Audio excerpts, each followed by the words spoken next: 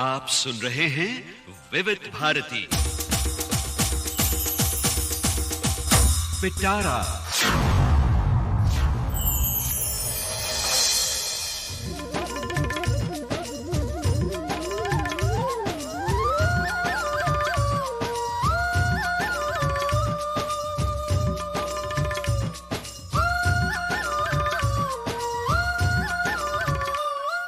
पिटारा में आज सेहतनामा।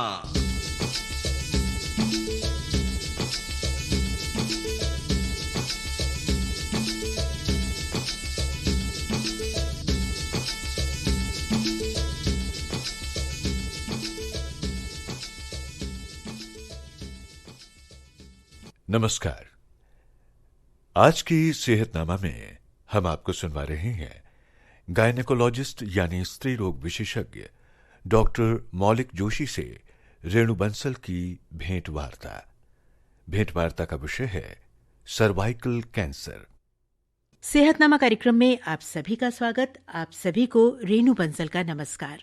दोस्तों, नए जमाने के तौर तरीके और दिनचर्या की देन है कुछ बीमारियां, और इन बीमारियों से होने वाली मृत्यु आज चिंता का विषय है।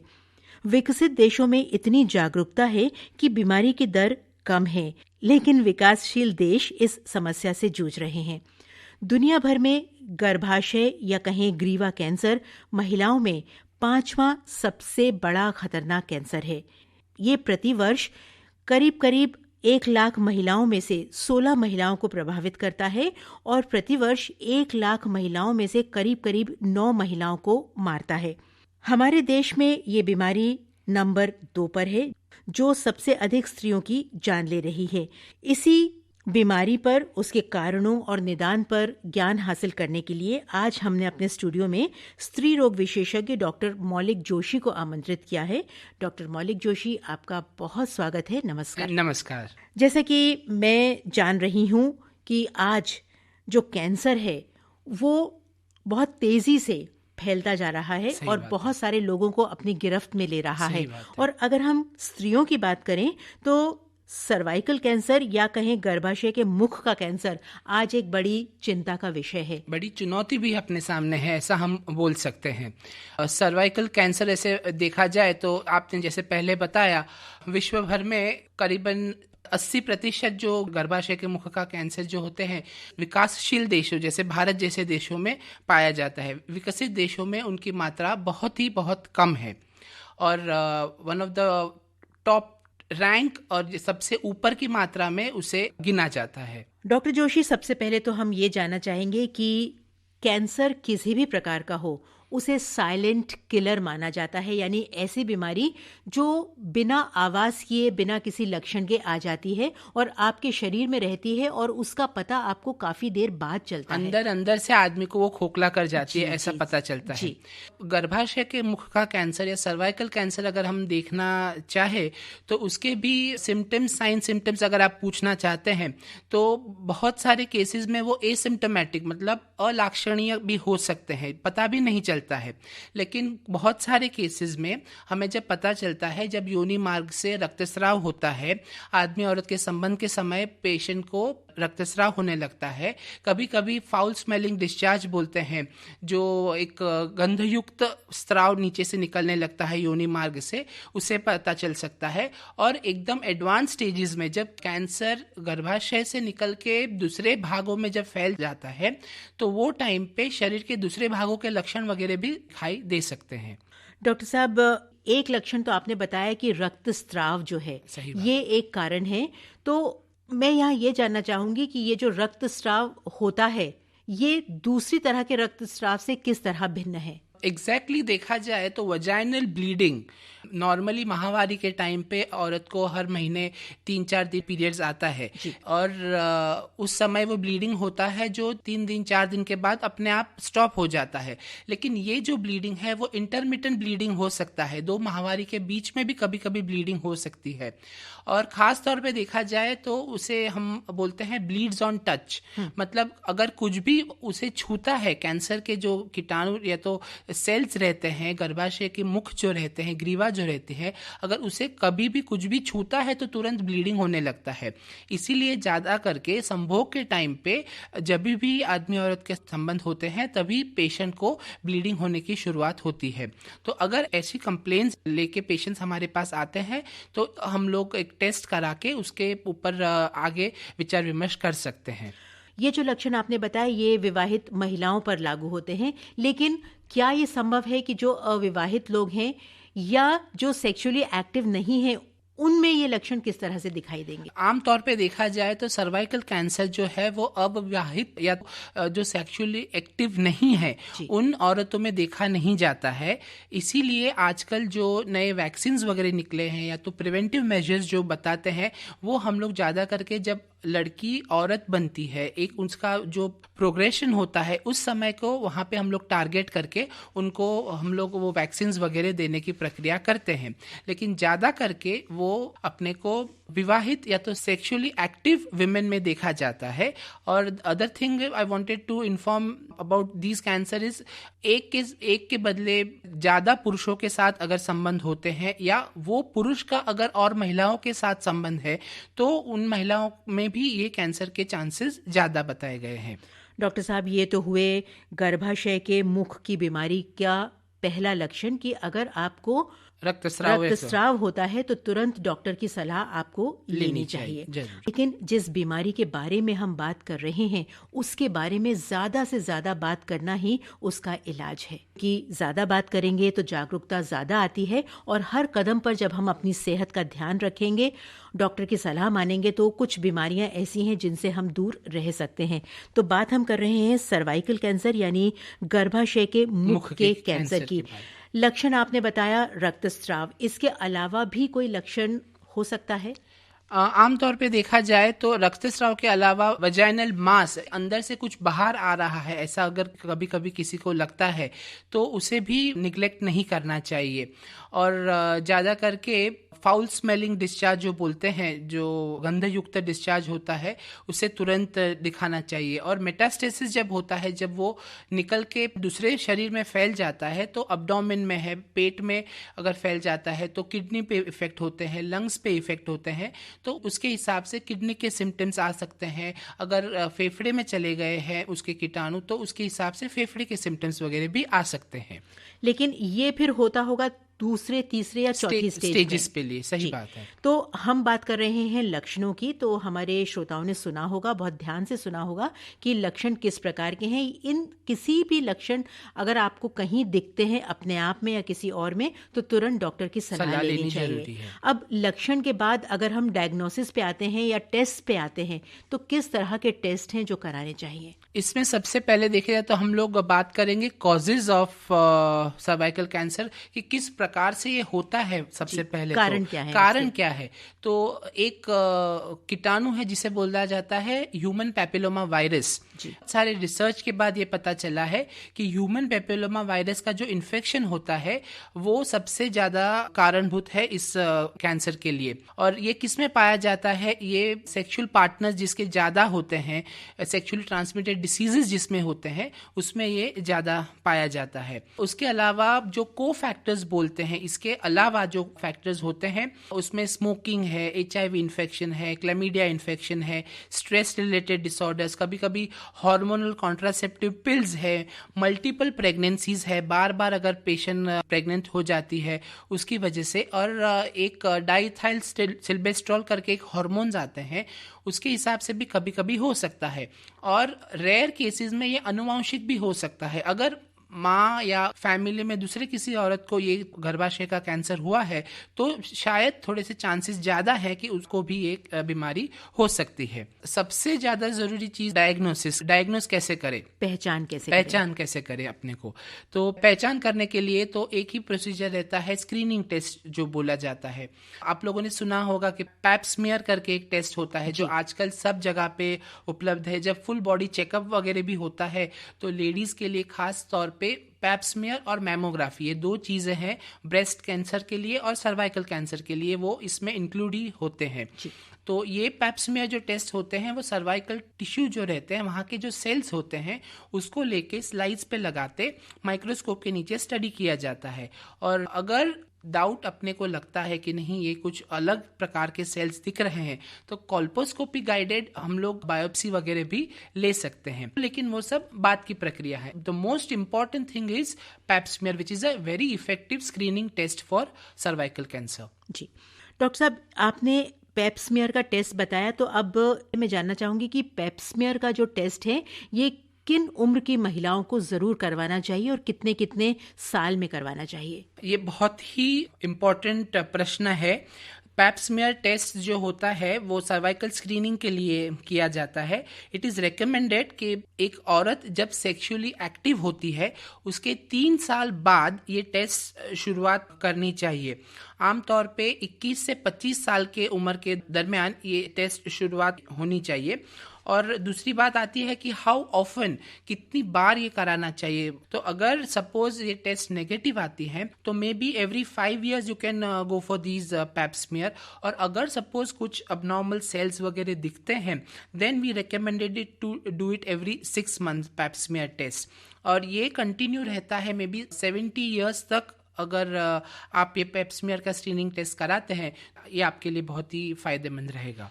डॉक्टर साहब, ये जो गर्भाशय के मुख के कैंसर की बीमारी है, ये भी क्या आज की देन है या ये बीमारी पहले भी हुआ करती थी? ये बीमारियां पहले भी हुआ करती थी लेकिन उसके लिए इतनी जागरूकता नहीं थी। अभी इतनी जागरूकता हो चुकी है, मेडिकल साइंस ने इतनी तरक्की हो चुकी है कि किसी भी टेस्ट के लिए, किसी भी कैंसर के लिए उसके प्रिवेंटिव मेजर्स निकल चुके हैं। तो इसकी वजह से इसकी डिटेक्शन रेट बहुत बढ़ चुके हैं।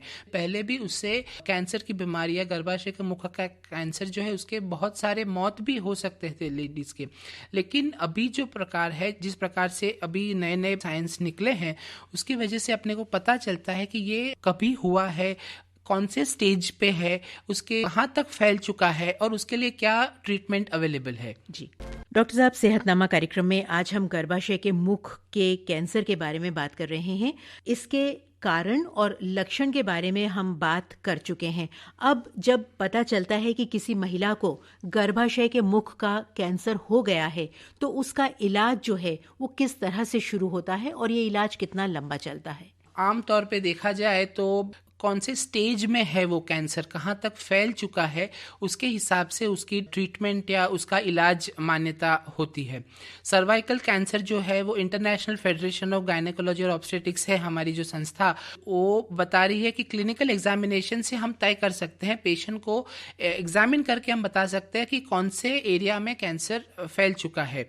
उसके लिए पैल्पेशन मेथड, मतलब पेशेंट को हिस्ट्री लेके अच्छी तरह से चेकअप करना रहता है। उसके बाद कोल्पोस्कोपी रहता है, क्यूरेटिंग रहता है, क्यूरेटिंग करवा के भी अंदर के सेल्स के हम लोग निकाल सकते हैं। हिस्ट्रोस्कोपी रहते हैं। हिस्ट्रोस्कोपी बोले तो आजकल दूरबीन से हम लोग गर्भाशय के अंदर झांक के देख सकते हैं कि अंदर क्या चीज़ हो रही है। उसके बाद होता है cystoscopy, proctoscopy, intravenous urography, X ray examination. और इस सब प्रक्रिया से अपने को कौन से स्टेज में कैंसर है उसके हिसाब से हम लोग ट्रीटमेंट तय करते हैं। स्टेजिंग के साथ साथ कहाँ तक वो अंदरूनी फैल चुका है उसके हिसाब से हम लोग पेशेंट को पूरा ही ट्रीटमेंट कराना ज़रूरी है कि सिर्फ लोकल ट्रीटमेंट करा के ही पेशेंट ठीक हो सकता है, हम लोग ध्यान रखते हैं। जैसे देखा जाए, अगर सपोज एक यंग वुमन हमारे पास आती है और उसका स्टेज 1A तक ही कैंसर सीमित है तो उसके लिए कोनाइजेशन बोलते हैं, मतलब सर्विक्स का जो भाग है वो ही सिर्फ निकाल के उसका गर्भाशय ऐसे का ऐसा रख के इलाज करा सकते हैं।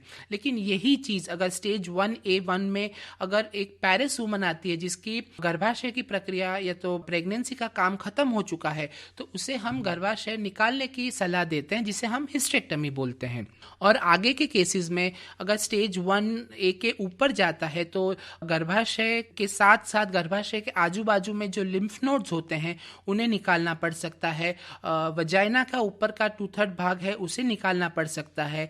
और स्टेज 1B के आगे अगर फैल चुका है तो वर्धाइम्स हिस्टेक्टमी है, लैप्रोस्कोपिक लिम्फेडेनेक्टमी है। और आगे रेयर केसेस में कंबाइंड सर्जरी प्लस रेडियोथेरेपी भी हो सकती है। एकदम एडवांस केसेस बोले तो स्टेज 2B, 3 और 4 में कीमोथेरेपी इलाज हो सकता है। डॉक्टर साहब, जब हम बात करते हैं गर्भाशय के कैंसर की और आप जब माइक्रोस्कोप के नीचे स्लाइड देखते हैं या झांक के गर्भाशय में देखते हैं तो आपको किस तरह के सेल्स दिखते हैं गर्भाशय में जो ये इंगित करते हैं कि यहाँ पर कैंसर बढ़ा है या फैल रहा है? पैप स्मीयर जब हम करते हैं तो पैप स्मीयर में अबनॉर्मल सेल्स दिख जाते हैं। पैप्स पेनिकुलर स्मीयर जो होता है वो एक प्रकार के स्पैचुला से लिया जाता है जिसे आयर स्पैचुला बोलते हैं। गर्भाशय के मुख का कैंसर है वो सबसे कॉमन कहाँ पे दिखा जाता है? सबसे कॉमन अपने को क्वामा कॉलमनर जंक्शन जो बोलते हैं वहाँ पे दिखता है। और वो जो सेल्स होते हैं उसमें अगर हम झांक के माइक्रोस्कोप के नीचे देखते हैं तो स्क्वामस सेल कार्सिनोमा जो होते हैं वो सबसे कॉमन कैंसर माना जाता है। रेयर केसेस में ग्लैंडुलर सेल्स में भी एडिनोकार्सिनोमा जो बोलते हैं वो भी अपने को दिख सकता है कभी कभी। डॉक्टर साहब, आपने बताया कि कैंसर कितना फैला है और किस स्टेज में है, उस हिसाब से जो इलाज है वो आगे बढ़ता है। और मैं ये जानना चाह रही थी कि इलाज कितने दिन तक चलता है और क्या संभव है कि एक बार इलाज के बाद जो महिला पेशेंट है वो पूरी तरह से निरोग रहती है या आगे भी उसको अपनी सेहत का ध्यान रखना पड़ता है, आगे भी डॉक्टर के पास चेकअप के लिए जाना पड़ता है? बहुत ही इम्पोर्टेंट क्वेश्चन है प्रोग्नोसिस ऑफ द ट्रीटमेंट, मतलब जो इलाज करवा चुके हैं उसका आगे चल के अपने को कितने समय तक वो इलाज करवाना जरूरी है। It all depends upon the stage of the cancer. कौन से स्टेज में पेशेंट हमारे पास आया है उसके हिसाब से हम लोग ये ट्रीटमेंट करवाते हैं। With 5 year survival rate for the early stages of cancer is almost 92%, मतलब 92% जो है वो 5 साल से ऊपर पेशेंट अच्छी तरह से रह सकते हैं। लेकिन ओवरऑल सब स्टेजेस अगर हम कंबाइन करके देखते हैं तो उसका सर्वाइवल रेट सिर्फ 72% है, मतलब घट जाता है। पेशेंट्स के लिए हम लोग पैप स्मीयर के, जैसे मैंने पहले बताया, हर 6 महीने पे पैप स्मीयर करवाना जरूरी है। या तो फिर जो पेशेंट का ट्रीटमेंट हो चुका है, गर्भाशय निकाल चुके हैं, कीमोथेरेपी उनकी चालू है, तो उनकी साइकिल्स रहती हैं, हर महीने आके उनको रेडियोथेरेपी लेनी रहती है। रेडियोथेरेपी भी 2 प्रकार की होती है, जैसे अंदर से रेडियोथेरेपी देते हैं और बाहर से रेडियोथेरेपी देते हैं। रेडिएशन के हिसाब से जो गर्भाशय के मुख के आजू बाजू में कैंसर के सेल्स हैं उसको मात करते हैं। It all depends upon the stage of the cancer. अगर आप शुरुआत में आते हैं, हिस्टेक्टमी अगर आपकी हो जाती है तो हर 6 महीने में आपको आके सिर्फ पैप स्मीयर करा के देखना रहता है।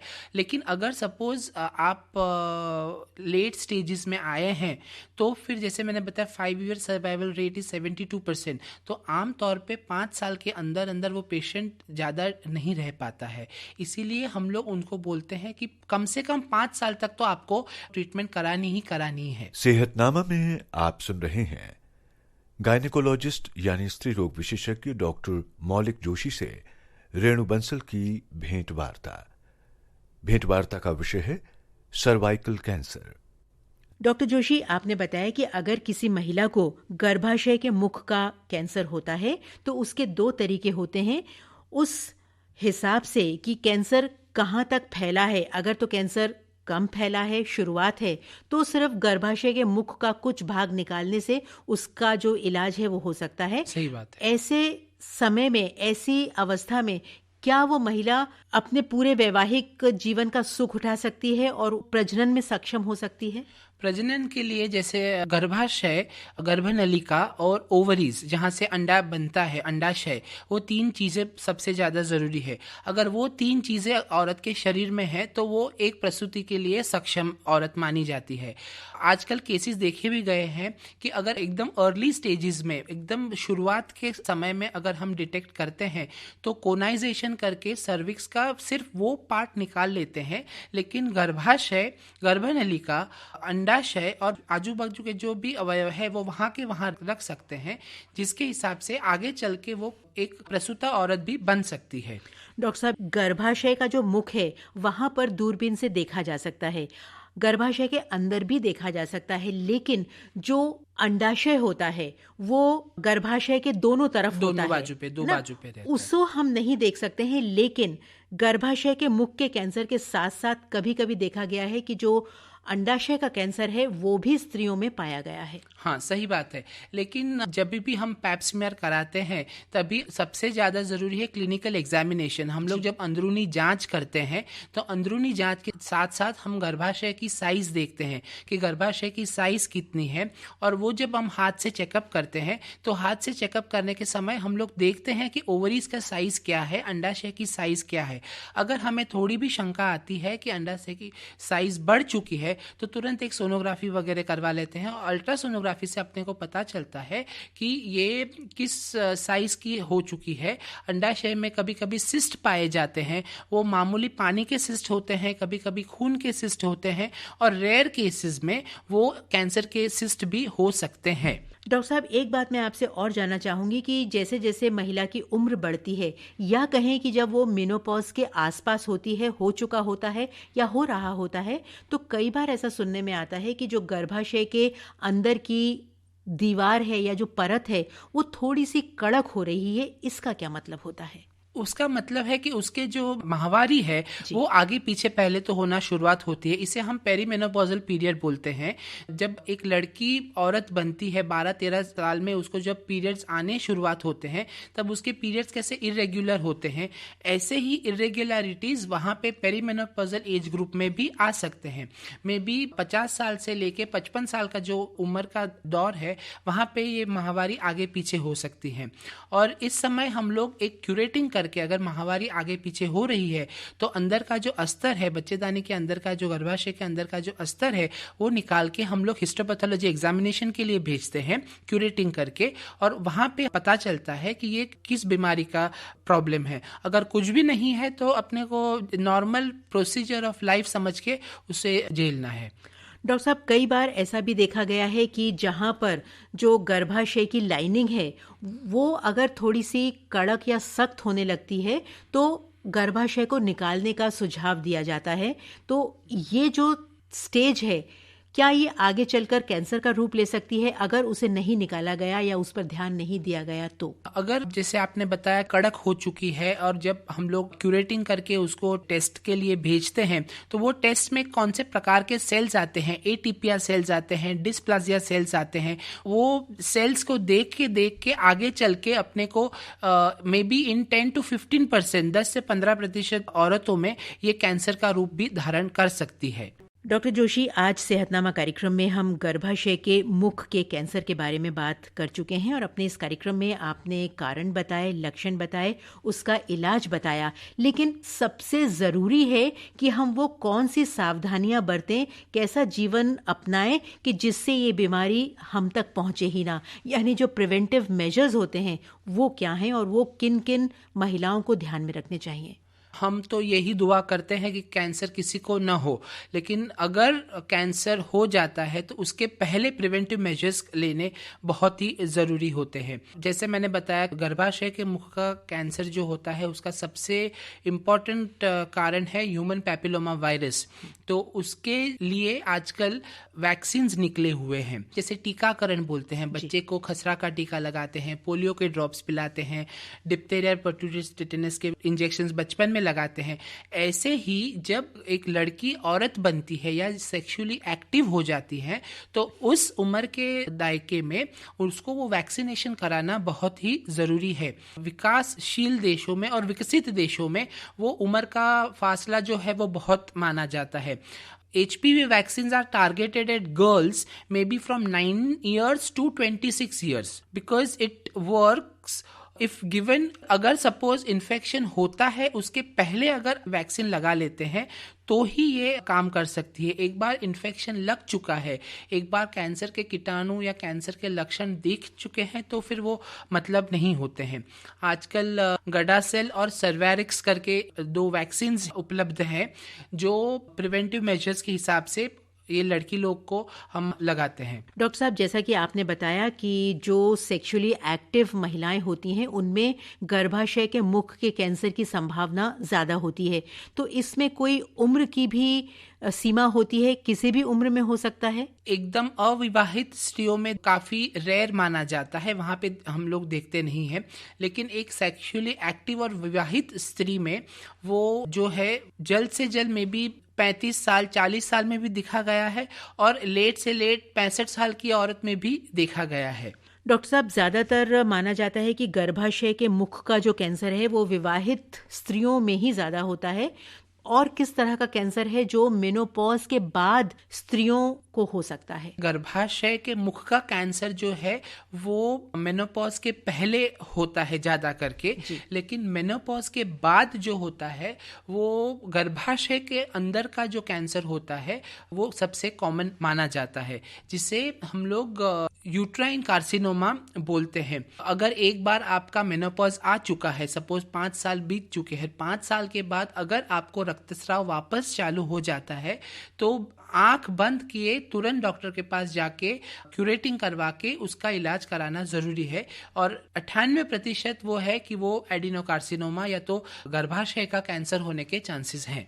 जी, रक्तस्राव ही एक ऐसा लक्षण है मेनोपॉज के बाद जो ये तय करेगा कि आपको कैंसर है या नहीं, या इसके अलावा भी कोई लक्षण या आपकी तबीयत में किसी तरह का फर्क महसूस करते हैं आप? अगर आपका वजन बहुत घट जाता है, अगर आपको भूख नहीं लगती है, या अपने शरीर के दूसरी हड्डियां वगैरह होती है वो अगर अपने आप एकदम ब्रिटल हो जाती है, टूट जाती है, तो उसके हिसाब से भी हम लोग तय कर सकते हैं। या पेट एकदम फूल जाता है, पेट में गोला जैसा आ सकता है, उस समय हम लोग चेकअप करा के पता कर सकते हैं कि ये कुछ अंदरूनी गांठ बन रही है या किस प्रकार का कैंसर है। डॉक्टर जोशी, और कुछ हमारी महिलाओं को या हमारी श्रोताओं को आप टिप देना चाहेंगे या उन्हें कोई विशेष सलाह देना चाहेंगे, या ऐसा कोई यादगार केस आप हमारे श्रोताओं को बताना चाहेंगे? पैप स्मीयर करवाना बहुत ही जरूरी होता है। अपने देश में CA cervix, carcinoma cervix one of the leading cause, सबसे अग्रतम कैंसर माना जाता है, तो उसके अर्ली स्टेजेस डिटेक्शन के लिए अपने को पैप स्मीयर करवाना बहुत ही ज़रूरी है। ये एकदम आसानी से हो सकता है, किसी भी हेल्थ सेंटर में जाके वो टेस्ट करवा सकते हैं। दूसरी टेस्ट है जैसे ह्यूमन पैपिलोमा वायरस, जिससे ये कैंसर हो सकता है, उसके अगेंस्ट जो वैक्सीन, ये टीकाकरण मिलते हैं, तो 9 साल से लेके 26 साल की औरत जो होती है उसे हम लोग अगर ये टीका लगा देते हैं तो उससे भी हम लोग काफ़ी तरह से कैंसर का बचाव कर सकते हैं। लेकिन एक ही चीज़ इसमें आती है, कॉस्ट फैक्टर, क्योंकि ये जो टीके हैं वो बहुत ही महंगे टीके हैं, इसीलिए विकासशील देशों में अभी तक उसका प्रचलन इतना नहीं है। दूसरी बात कि जब भी आप डॉक्टर्स के पास जाते हैं, अपने को कुछ भी छुपाना नहीं चाहिए। जो भी आपके प्रॉब्लम्स है वो खुले दिल से, खुले दिमाग से डॉक्टर से डिस्कस कर सकते हैं, और डॉक्टर ही आपको सही सलाह दे सकते हैं किस प्रकार से करना चाहिए। एक किस्सा मुझे याद आता है, यहाँ पे एक औरत मेरे पास आई थी, करीबन 45-50 साल की औरत थी, और इतना बड़ा पेट लेके आई थी। हमें तो ताज्जुब लगा कि ये उम्र में इतना बड़ा पेट लेके, तो हमने तो उन्हें पूछा कि क्या है आपको। फिर जब टेस्ट कराया, सब कुछ किए, तो पता चला कि उन्हें पेट में एक बड़ी गांठ है, और वो ही गर्भाशय की गांठ थी। तो उसके हमने जब ऑपरेशंस करके वो सब निकाला, फाइब्रॉइड की गांठ थी, और करीबन 6 किलो का ट्यूमर उसके पेट में से निकाला है। लेकिन वो सिर्फ बिनाइन ट्यूमर था, मतलब फैल नहीं चुका था, उसकी वजह से वो औरत अभी काफ़ी अच्छी है। डॉक्टर साहब, यहाँ मैं आपसे ज़रूर पूछना चाहूँगी, आपने जो ट्यूमर्स की बात की, फाइब्रॉइड्स की बात की, महिलाओं में फाइब्रॉइड्स की समस्या भी काफी आम है। अगर कैंसर ना हो तो भी कई महिलाओं को बैठे बिठाए फाइब्रॉइड्स दिखे। अगर आप 100 महिलाओं के सोनोग्राफी करवाएंगे, अल्ट्रासोनोग्राफी करवाएंगे, तो उसमें से 85%, 85% औरतों में आपको फाइब्रॉइड्स दिखेंगे। लेकिन जब तक वो फाइब्रॉइड्स सिम्टम्स नहीं बताते हैं, जब तक उसमें कुछ साइंस नहीं आते हैं, तब तक उसके हाथ लगाना ज़रूरी नहीं रहता है। जब वो फाइब्रॉइड्स की गांठ बढ़ जाती है शरीर में, वो अपने को कुछ प्रॉब्लम्स देने लगते हैं, तभी उसे छूना बहुत ज़रूरी रहता है। और वो फाइब्रॉइड्स की गांठ, वो भी, और वो औरत किस उम्र के दायरे में है, वो देखना भी बहुत ज़रूरी है। अविवाहित लड़कियों में भी ये पाया जाता है, विवाहित स्त्री में जिसका प्रजनन कार्य खत्म नहीं हुआ है उसमें भी है, एक बच्चे के बाद हुआ है उसमें भी फाइब्रॉइड्स देखे जा चुके हैं, और मेनोपॉज के बाद भी फाइब्रॉइड्स देखे जा चुके हैं। तो डिपेंडिंग अपॉन व्हाट स्टेज, कहाँ पे वो है महिला, उसके हिसाब से हम फाइब्रॉइड्स की ट्रीटमेंट करते हैं। डॉक्टर साहब, वैसे आपने बताया कि फाइब्रॉइड्स अगर आपके शरीर में हैं और अगर आपको कोई तकलीफ नहीं दे रहे हैं, कोई लक्षण नहीं दिखा रहे हैं, तो उनसे डरने की, चिंता करने की कोई बात नहीं होती है। क्या कभी ये संभव है कि यही जो फाइब्रॉइड्स हैं कभी कुछ सालों के बाद एक्टिव हो जाएं और आपको तकलीफ देने लगे? आमतौर पे फाइब्रॉइड्स कैसे रहते हैं, जब तक आपकी ओवरीज काम करते हैं, ओवरीज में से जो हार्मोन्स निकलते हैं वो हार्मोन्स उसको कंटिन्यूअस सप्लाई देते हैं। वो हार्मोन्स की वजह से वो फाइब्रॉइड्स धीरे धीरे बढ़ने लगते हैं। जब मेनोपॉज के बाद ओवरी श्रिंक हो जाती है, छोटी हो जाती है, उनका काम खत्म हो जाता है, तो धीरे धीरे करके वो फाइब्रॉइड्स भी सूखने लगते हैं।